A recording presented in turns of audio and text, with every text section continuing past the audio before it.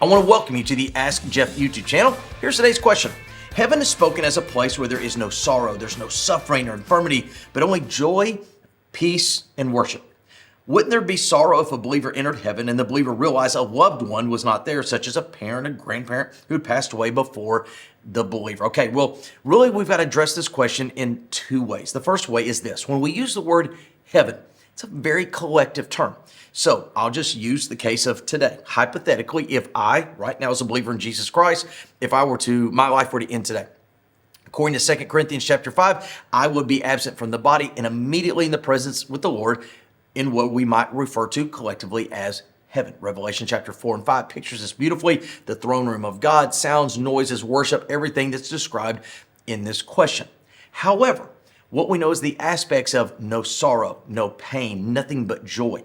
That actually is mentioned in Revelation chapter 21. And it's actually mentioned as a part of the new heaven. That's right, after the final judgment of chapter 20. And it's actually referred to not as heaven collectively, but as the new heaven, new earth, and new Jerusalem. And then it says, no more sorrow, no remembrance of former things, nothing but joy.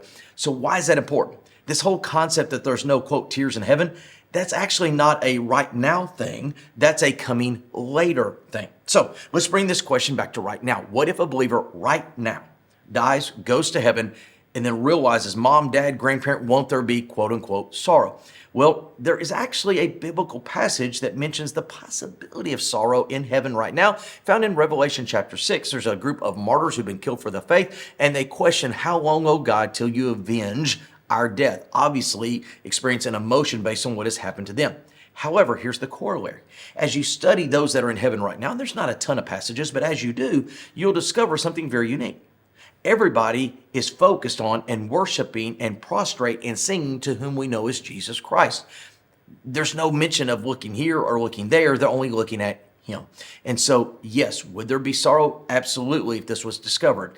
The second question we have to ask ourselves is there even any reference to, or is there so much focus on Jesus, there's no looking around at anybody or anything else? All I know is this: there is coming a time in Revelation 21, however the Lord wants to flesh all this out, that there will be no more sorrow, no more heartache, and per the illustration given, there will be no more remembrance of those things that we would find so disturbing for all of eternity. Great question. If you have one, send to AskJeff.net. Maybe your question will be tomorrow's. Thanks for being a part of today's daily question. Now, we answer a question each and every day. Please feel free to submit a new question at AskJeff.net. We may not have gotten to yours today, but we eventually will continue to be a part of this. Subscribe so you don't miss out on a question every day.